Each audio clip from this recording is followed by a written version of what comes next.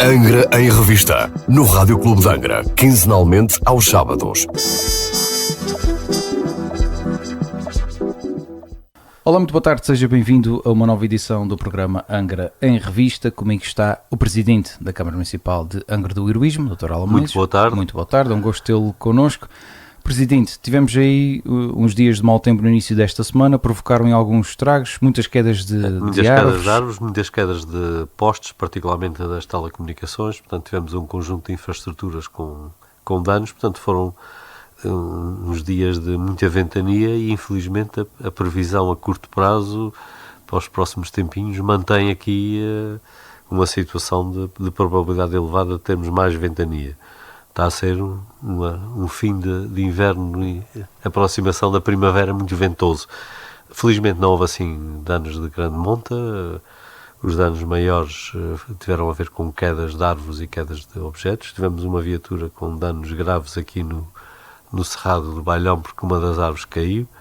Aliás, já não é a primeira vez que caem árvores ali. É um dos problemas que agora precisa de ser visto. As árvores são relativamente novas, mas têm problemas. E depois tivemos, enfim, muitos pequenos danos de telhas, de coisas, enfim, de coisas soltas que caíram, nada que tivesse causado, felizmente, problemas a ninguém, tirando duas pessoas que se feriram no decurso do processo, mas também, felizmente, ferimentos leves, nada de grave. Portanto, acabou por não ser uma situação muito grave, mas mostra uma das nossas vulnerabilidades, que tem a ver com muita infraestrutura aérea, em alguns casos em mau estado, como é o caso dos postos, que alguns deles não estão bem. Muito bem, Presidente, já agora destaca-se aqui núcleos de proteção civil das juntas de freguesia. Os núcleos de proteção civil já foram extremamente úteis neste incidente, porque uma boa parte daqueles problemas com ramagens e com árvores que caem para a estrada foram resolvidos por eles. Portanto, foi uma boa demonstração da capacidade das juntas e do trabalho que tem vindo a ser feito no sentido de lhe dar as ferramentas necessárias para que possam fazer estas pequenas intervenções.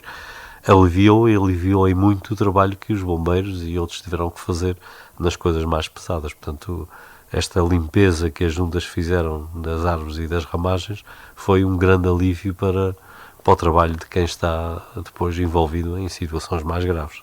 Presidente, já que falamos aqui de mau tempo, há também a inundação ali na Terra Chã.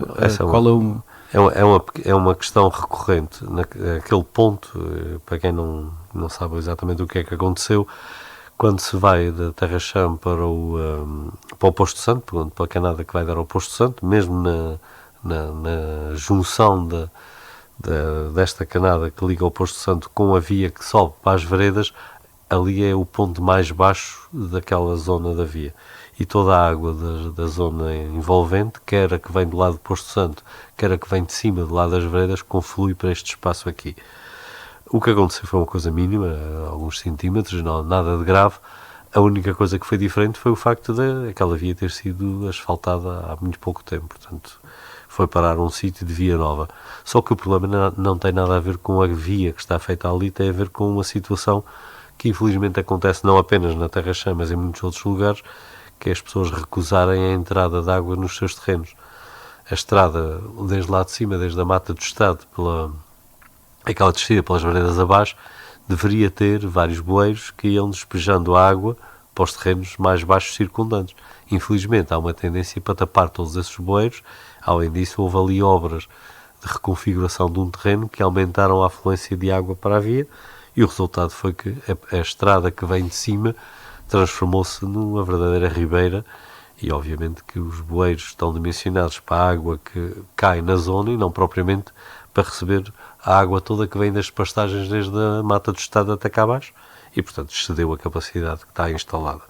Não foi nada de grave, ninguém ficou seriamente prejudicado. Isto também veio demonstrar esta situação da relação das pessoas com as vias. O Código Civil diz que os donos dos terrenos mais baixos são obrigados a receber as águas. Infelizmente há muita gente que não cumpre, e os bueiros estão lá, são limpos pela Junta de Freguesia, neste caso, ou pela Câmara Municipal, e logo a seguir alguém que vai lá e tapa o bueiro outra vez. E o resultado é que canaliza-se toda a água pela via abaixo, ou seja, a via transforma-se, em vez de ser um espaço seguro e seco, passa a ser o coletor dos terrenos em volta. Ninguém tapa os bueiros quando o terreno é mais alto e a água corre para a estrada. Mas todos aqueles em que a estrada corre para os seus terrenos tapam. Portanto, isto não é justo nem é razoável, e é este o problema que nós tivemos ali. O problema, acho que ficou minorado porque foi feita uma intervenção de emergência mais acima, com a abertura de uma grande vala que liga para um terreno mais baixo. Enquanto ninguém o tapar, as coisas vão decorrer bem, mas obviamente que isto não pode ser assim. Mas a autarquia fará contactos para sensibilizar a autarquia donos? Tem vindo sempre a fazer esses contactos. Quem está encarregue da gestão das vias preocupa-se muito com isto e tenta resolver o assunto, só que a falta de compreensão é enorme. A maior parte das vezes as pessoas, como sabem que são obrigadas a receber as águas, não dizem que não, mas quando o pessoal que lá vai virar as costas, pois não custa nada tapar o bueiro outra vez. E portanto nós temos um problema crónico, não é na Terra-Chã, é nas freguesias todas. Sempre que há chuvadas muito intensas, as estradas que descem dos terrenos agrícolas para as povoações transformam-se em verdadeiras ribeiras, trazem água que vem de fora dos terrenos. Ora, isto não devia ser assim. O que nós devíamos era estar a preservar as zonas habitadas e não a transformá-las no ponto de afluência. Como praticamente todas as canadas convergem sempre no centro das freguesias, o que acontece é que nós trazemos pelas canadas abaixo água até o centro das freguesias em grandes quantidades. Tem-se vindo a fazer algumas obras para evitar isto, ainda nem sequer está concluída, mas no Raminho, que era uma zona que também ali junto à igreja também a canada traz muita água, fez-se agora uma vala grande para desviar a água daqueles terrenos e das traseiras das casas, está a ser feita. Fez-se uma intervenção semelhante nos altares, fez-se em São Sebastião, fez-se em Santa Bárbara, tem-se vindo a fazer na medida do possível. Mas a verdade é que a água tem que sempre ir para qualquer lado. Exato. E nós normalmente quando desviamos de um lado, ela vai para o outro lado, e quem está no outro lado, se tapar outra vez o acesso, depois ela vai desviar ainda para o outro lado. Ou seja, é preciso termos todos esta noção que a água que cai da chuva tem que ter o seu escoamento natural, e o escoamento deve ser preferencialmente feito para os terrenos e não para dentro das casas, porque quando se faz isto, protege-se uma pastagem, e às vezes é uma prestação que não tem significado nenhum, porque a água não vai fazer mal nenhum à pastagem, e podem-se causar sérios danos a quem vive mais abaixo. E às vezes são mesmo os próprios que taparam em cima que levam com a água em baixo. E o que aconteceu na Terra-Chã foi nada de grave, foi uma pequena charca num lugar e mais nada. Muito bem, Presidente, já que falamos da área da proteção civil e atendendo a que aqui na ilha vizinha de São Miguel aconteceram recentemente aqui uns sismos com alguma magnitude, se bem que ao largo da costa, felizmente, mas com alguma magnitude, perguntava-lhe a situação, como é que tem estado também na Ilha Terceira, que desenvolvimentos temos tido da nossa crise sismo-vulcânica? Aqui na Ilha Terceira a situação mantém-se no nível 2, em Santa Bárbara, ou seja, mantém-se uma situação com sismicidade acima do normal, mas temos tido bastante menos energia do que tivemos nos meses do verão passado. Não invalida que não apareçam de repente. Esta que é a questão fundamental, é que esta crise já leva 2 anos e meio, já vai fazer 3 anos quando chegarmos a junho, e a verdade é que esta crise tem esta característica, que é períodos de relativa acalmia, seguidos depois por períodos de maior intensidade. Ou seja, apesar de nós estarmos agora a viver um tempo relativamente calmo, com alguns sismos mas relativamente pequenos e poucos, isto não quer dizer que de repente não tenhamos mais sismos, e a situação de vigilância e a situação de cautela que tem sido recomendada não pode ser esquecida. Portanto, é importante que as pessoas percebam que o problema não está ultrapassado, está apenas numa fase de maior dormência. Presidente, já agora, São Jorge teve uma crise também sismo-vulcânica, a Terceira está também a ter uma crise sismo-vulcânica. Aconteceram agora alguns sismos e muitas réplicas na Ilha de São Miguel, e o Civisa anuncia investimentos após 4 ou 5 anos de sismos constantes noutras ilhas. Isso é verdade, e mostra que há ilhas que são diferentes das outras. Não é justo que seja assim. As pessoas que vivem em São Jorge tiveram a situação que viveram. Aqui na Terceira já são 2 anos e meio disto, em que todas as vezes que há um sismo maior nós ficamos sem acesso à informação do Civisa, porque o sistema não tem capacidade para suportar muitos utilizadores, e tem-se vindo sempre a dizer que, pronto, vai-se tentar resolver, mas nunca se resolveu. Agora, magicamente, há um sismo ao largo de São Miguel, que é sentido na ilha, há uns tantos protestos em São Miguel, e agora já é possível resolver, já vamos resolver o assunto. Não é assim que as coisas devem funcionar e tem que haver mais respeito para quem vive nas outras ilhas. Eu não estou contra resolverem o assunto, até porque se resolverem para São Miguel, estão a resolver para todos, mas a verdade é que isto mostra que não temos todos o mesmo tipo de tratamento. Este problema é um problema que afetou São Jorge, afetou a Terceira durante estes últimos 2 anos e meio, e nunca houve uma atenção e uma solidariedade. É preciso que as coisas aconteçam em São Miguel para se resolver. Não é justo, não é razoável, não é esta autonomia que nós queremos. Muito bem, Presidente, já que falamos aqui de alguns aspectos políticos também, peço-lhe um comentário a uma nova queda, nova não, que a outra, o Primeiro-Ministro demitiu-se, mas o Governo caiu também, agora uma moção de confiança chumbada no Parlamento que leva outra vez à queda do Governo. Esta é uma daquelas histórias que se lhe pode dar aquele título clássico da crónica de uma morte anunciada. De facto, quando começaram a surgir os problemas em torno da vida pessoal do Sr. Primeiro-Ministro, naturalmente que o caminho não podia ser outro e percebia-se que tinha que ser assim. Eu creio que houve uma tentativa razoável de se tentar encontrar uma solução, mas a solução necessariamente teria que passar pelo esclarecimento cabal das coisas, e o esclarecimento cabal de uma situação que é do foro pessoal. Nós não estamos a falar, o Governo não caiu por um problema político do Governo, estamos a falar um Governo que caiu por causa de uma questão pessoal do Sr. Primeiro-Ministro. Numas circunstâncias dessas, naturalmente, que seria de esperar que até fosse iniciativa do próprio Primeiro-Ministro ou do próprio Governo ou do partido que o suporta a criação de uma comissão de inquérito que esclarecesse o assunto, porque se houver alguma coisa de errado ela tem que aparecer, e se não houver também é bom que se diga que não há. Mas isso tinha que ser esclarecido, e tinha que ser esclarecido com todos os mecanismos que a lei prevê, e não propriamente com declarações voluntárias ou com explicações, porque o assunto não é dessa natureza.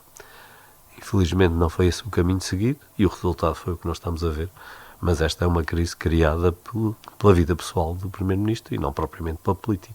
Presidente, esta queda de governo prejudica diretamente algum aspecto aqui para a Angra do Heroísmo? Não, felizmente que ela acontece depois de ter sido aprovado já o Orçamento de Estado e inclusive já estar em vigor até o próprio decreto de execução orçamental e, portanto, não há nenhuma implicação direta para o município, aliás, nem para a região, nem para nada. Não vale a pena nós também todas alguns as vezes... assuntos vão ser apenas atrasados. E não estou mesmo a ver que haja grande necessidade de atrasar. Portanto, a única coisa que acontece agora é que vamos ter um período eleitoral em que necessariamente as pessoas vão ter menos tempo e dar menos atenção ao funcionamento do Governo, mas não há nenhuma razão para atrasar nada. Aliás, está na altura de começarmos a funcionar como uma democracia madura, em que a vida política continua independentemente de haver eleições ou não, e isso não é nenhum drama. O que tem havido muito entre nós, aliás, o Governo Regional foi especialista nisso no último ano, é aquela coisa que eu não fiz porque tive a crise, ou porque tive ingestão, ou porque tive não sei o quê, é sempre a desculpa para que não se façam as coisas. As coisas normalmente não acontecem porque não houve energia nem vontade de as fazer. Porque se houver energia e vontade, não há de ser por causa das eleições que alguma coisa há de ficar por fazer. No que diz respeito às autarquias, pois a nossa vida está toda regulamentada, somos organismos, felizmente, completamente independentes da vontade política, quer do Governo da República, quer do Governo Regional.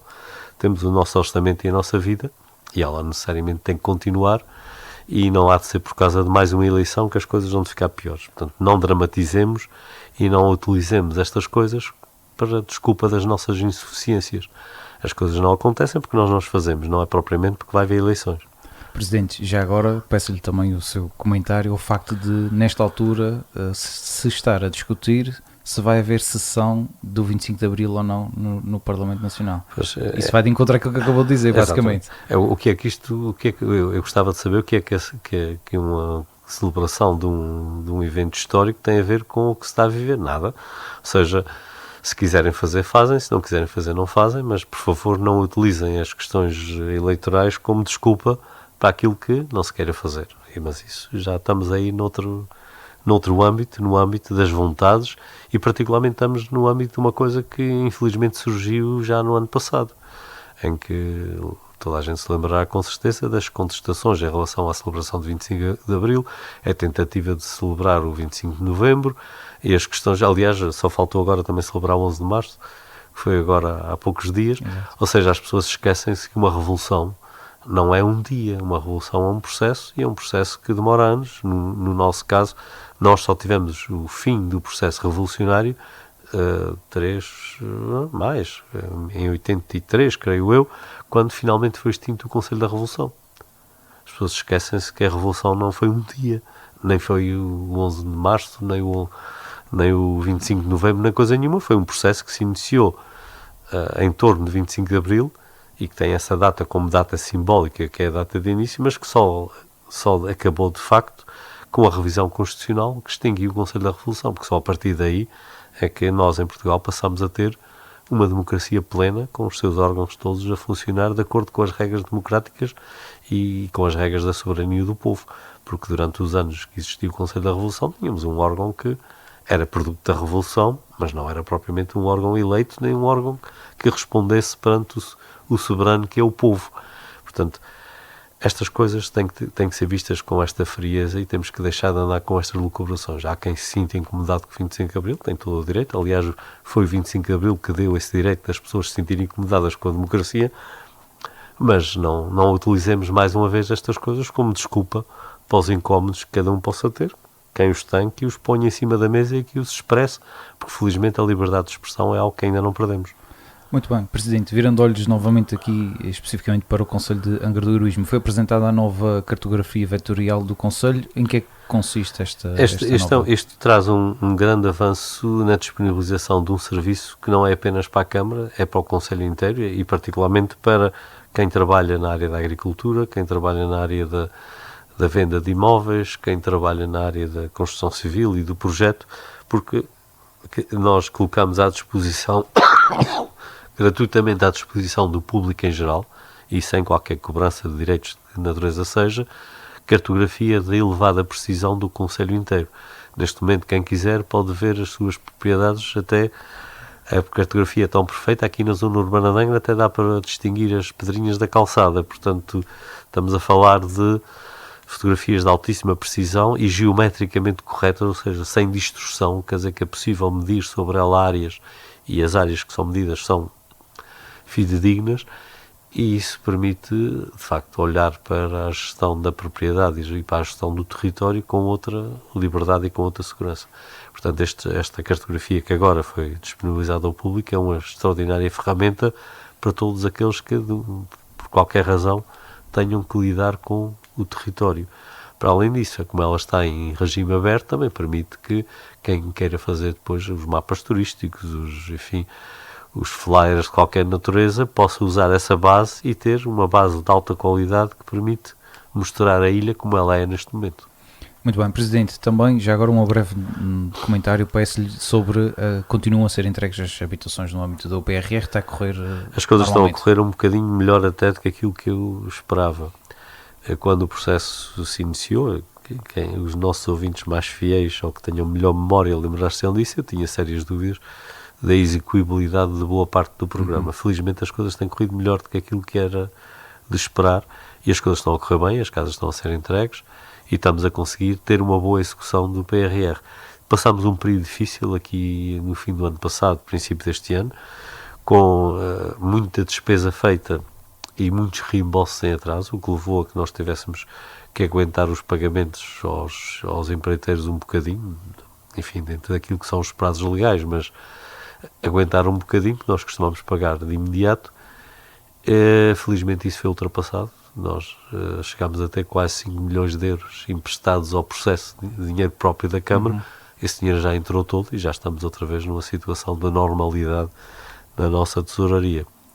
Mas ainda bem que foi assim, porque nos permitiu avançar depressa, porque quem não tiver dinheiro próprio que permita avançar dificilmente consegue resolver a sua vida neste processo, porque há um prazo muito curto e este prazo muito curto deveria ser acompanhado também por prazos muito curtos de pagamentos, mas não é. Resultado, quem não tiver dinheiro para avançar, depois ficar à espera de receber o outro dinheiro, o tempo passa e depois já não consegue fazer as coisas. Portanto, há aqui esta dificuldade, mas é uma dificuldade que felizmente até agora tem sido possível ultrapassar. Portanto, o PRR está a correr extremamente bem. Os outros 2 PRRs que o município participa, que é um relacionado com a cultura, que é a reconstrução da igreja ali do Castelo e um conjunto de obras na igreja do colégio, também está a correr com normalidade, portanto as coisas estão a avançar bem e vai ser possível cumprir os prazos. Ainda neste âmbito da área da cultura e desse investimento, também a recuperação do órgão da Igreja de Santa Bárbara, que é um órgão histórico que estava lá abandonado desde o tempo do terremoto de 1980, está a decorrer a bom ritmo, portanto a obra está a ser feita e vamos ter o órgão devidamente recuperado e, portanto, ficaremos com o nosso concelho sem nenhum órgão abandonado, o que é muito bom. O outro PRR é um acordo feito com a Universidade para a construção de uma residência universitária. Neste momento a obra está a decorrer, quem passa ali na rotunda acima da Silveira vê umas máquinas a trabalhar lá para diante do parque de estacionamento, é a construção da nova residência universitária, o que vem dar outra solidez também ao processo universitário no Concelho de Angra. Portanto, até agora estas coisas estão a correr bem. Presidente, permita-me aqui à parte, vamos entrar aqui no tema do Carnaval, permita-me à parte dizer que os estudantes que ficarão ali tenham uma grande regalia, ter uma piscina um bocadinho mais abaixo, natural. E uma discoteca logo na lateral. Presidente, entrando aqui exatamente neste tema do Carnaval, também peço-lhe um breve comentário a como correu o Carnaval. O Carnaval correu bem, aliás, correu bem na ilha toda, mas em particular aqui no Concelho de Angra, com grande afluência aos salões e com as coisas a correr normalmente. Tivemos alguma distorção causada pelo próprio município, porque obviamente nós, ao financiarmos os grupos que foram para a zona crítica da estrada cortada, houve mais afluência para lá, e obviamente havendo mais afluência para lá, há menos afluência para cá, e portanto alguns lugares sentiram-se com menos do que era costume. Certamente a autarquia já recebeu também algumas queixas nesse sentido. Já recebemos algumas queixas nesse sentido, mas obviamente que milagres não há. Se o grupo está lá, não está cá. Mas a única coisa que se pode retirar daqui é a necessidade de haver uma maior coordenação. Não faz sentido que haja um salão cheio de gente e sem grupo nenhum a atuar e a alguns quilómetros de distância haja 3 grupos à espera uns dos outros. Portanto, era preciso seguir o bom exemplo do Carnaval dos Idosos e começar a pensar numa forma de haver previsibilidade na presença dos grupos. Os tempos antigos em que não havia televisão em casa, não havia nada, em que as pessoas iam para o salão e ficavam lá o tempo que fosse preciso, já não existem. E, portanto, as pessoas têm a sua comunidade em casa, têm a sua família, as relações familiares são diferentes, porque antes era normal que os homens fossem lá para o salão, as mulheres ficavam em casa, hoje não é assim. E, portanto, a família vai toda, leva-se crianças, leva-se idosos para o salão e, obviamente, que as pessoas não podem ficar indefinidamente sentadas à espera de um grupo que não chega. E nós tivemos algumas situações em que, quando finalmente o grupo chegou ao salão, já não havia pessoas e portanto, isto não é justo nem razoável, quer para os grupos, que, obviamente, têm direito a atuar perante o público, por isso é que eles são constituídos, nem para as pessoas, porque viram a sua espera defraudada. Portanto, era importante encontrar soluções para isto. A aplicação que foi disponibilizada funcionou razoavelmente bem, teve um problema no arranque para quem estava a usar o sistema iOS. Exato. Mas que foi ultrapassado. Mas o problema fundamental é que a aplicação depende da vontade das pessoas. Se num salão as pessoas resolvem que não querem atualizar a aplicação, ou se num grupo qualquer resolvem que não querem atualizar, obviamente que as coisas não funcionam bem. Acontece um grupo estar a atuar num salão, mas ainda estar a caminho de outro. Ainda está a caminho de outro, e a quem olha para a aplicação diz que não houve nenhum grupo no salão, e afinal chega ao salão e estão lá 2 grupos à espera. Portanto, este tipo de situação era bem evitável. Portanto, para isso é preciso haver aqui alguma convergência de interesses em torno do Carnaval. Eu sei que o Carnaval é de liberdade, eu sei que há gente que defende até à morte que não tem nada que dizer a ninguém para onde é que vai nem o que não vai, porque não sei o quê, pronto, tem todas as suas razões, mas quando essas razões existem, as consequências também existem. E, portanto, se nós quisermos um tipo de abordagem ao Carnaval em que ninguém sabe para onde é que as pessoas estão, ou para onde é que os grupos estão, nem ninguém sabe que grupo é que está a atuar onde, pois aí é de esperar que também, como consequência, haja aqui desequilíbrios na distribuição dos grupos e na distribuição dos públicos. Portanto, há que tomar opções quanto a isto. Mas essas opções, obviamente, devem ser tomadas pelos participantes no Carnaval e não pela Câmara. A Câmara de Angra sempre foi avessa a criar este tipo de perturbação. Só o fez este ano porque se sentiu na obrigação de o fazer face ao que aconteceu no ano passado com a história da estrada e com a infeliz situação da estrada continuar fechada e da estrada continuar na mesma. Aliás, asfaltou-se umas centenas de metros e a obra voltou a parar. E, portanto, nós estamos perante uma situação que nunca mais se resolve, ou parece que nunca mais se resolve, e portanto foi preciso tomar uma medida excepcional que teve os seus efeitos. Resolveu o problema daquelas freguesias. Teve alguns danos colaterais, pois teve. Mas isso faz parte, temos todos que nos ser solidários uns com os outros e temos que nos aturar uns aos outros, porque não é justo que as freguesias, por razões que não são imputáveis à freguesia, se fique numa situação de ter 4 grupos no Carnaval inteiro, como aconteceu no ano passado. Portanto, a coisa, espero que não seja preciso voltar a fazer, embora já não seja para mim, que eu já não sei Presidente de Câmara no próximo Carnaval. Pois, eu ia lhe perguntar para o ano, mas não vou perguntar. Não vale a pena, porque eu não vou poder responder. Mas se andarmos por aqui, se calhar convido o Dr. Alan Menezes a vir ao Rádio Clube falar outra vez dos mesmos problemas que vão acontecer. Mas há uma coisa e é importante e fica aqui a minha opinião para o futuro, que é uma opinião que não é bem a minha opinião, é o resultado da experiência feita. Era muito melhor que não houvesse nenhum financiamentos para grupos irem aqui e ali, em Angra e na praia, até porque a situação em relação à praia ainda ficou mais assimétrica e, portanto, as assimetrias existem por causa disso. O ideal seria acabar com isso. O único financiamento que é justo e razoável é a distribuição do dinheiro nos lugares em que haja bilhetes. Ou seja, ninguém deve ficar com o dinheiro que resulta do trabalho dos grupos. E esse dinheiro ir para os grupos. Para os grupos, obviamente, porque esse dinheiro resulta diretamente do seu trabalho. Portanto, que os grupos recebam o resultado das vendas, de qualquer lucro que exista, feito à sua custa, é justo e razoável. Mais do que isso, o Carnaval não deve ser perturbado com estas coisas. Este ano, a título excepcional foi, mas por razões muito contra a minha vontade, tem a ver com a situação que ainda se vive. Situação essa que para o ano poderá ainda estar a ser vivida, apesar se isso acontecer, das obras, será uma coisa indescritível. Muito bem, Presidente, eu penso que, independentemente de nós estarmos cá ou não, alguns problemas vão continuar. Aliás, os problemas continuam sempre.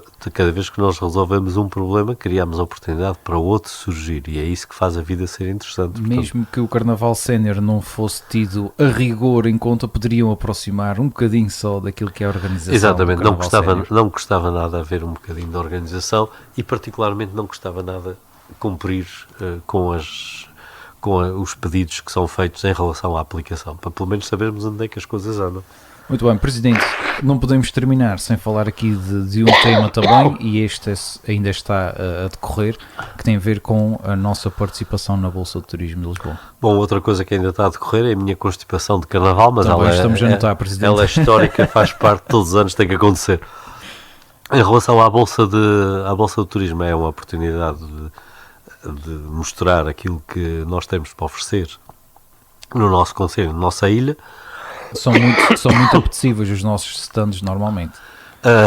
Neste ano acho que as coisas melhoraram do ponto de vista do posicionamento, e acho que as coisas estão razoáveis. Eu não costumo ir à BTL, portanto não vejo diretamente, só vou vendo aquilo que aparece na televisão e aquilo que me vão reportando as pessoas que lá estão.